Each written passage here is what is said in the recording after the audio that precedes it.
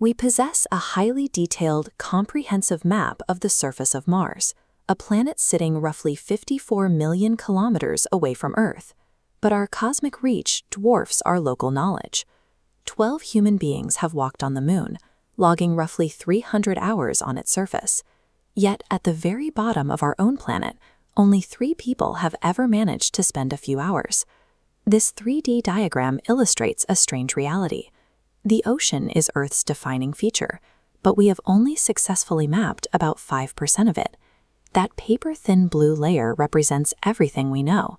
The massive black volume underneath remains a total mystery. To understand exactly why this is, we have to leave the warm, sunlit surface and drop vertically into the dark. The deep ocean functions as a pressurized kill zone, a space where biology and engineering are systematically disassembled by the weight of the planet itself. The shift begins almost immediately. Plunge past 200 meters, and you cross into the twilight zone. Visibility effectively ends here. Without the sun, life relies on chemical energy. Creatures like the bloody belly comb jelly generate their own bioluminescence, flashing colorful lights across their bodies to track prey and scare off predators in the pitch black. But darkness is the least of the obstacles. This vertical depth gauge shows what happens at 830 meters, a drop roughly equivalent to the height of the Burj Khalifa.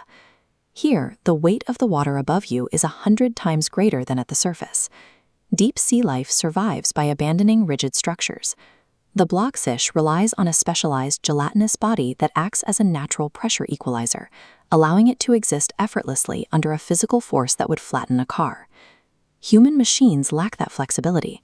At just 1,027 meters, the structural integrity of a highly advanced military submarine will reach its limit and crack open. Below 1,000 meters, the simple act of existing requires specialized physics. At this depth, the water exerts enough force to turn unshielded biology into jelly in a matter of seconds. Drop past 2,000 meters into the midnight zone, and you enter a literal battleground.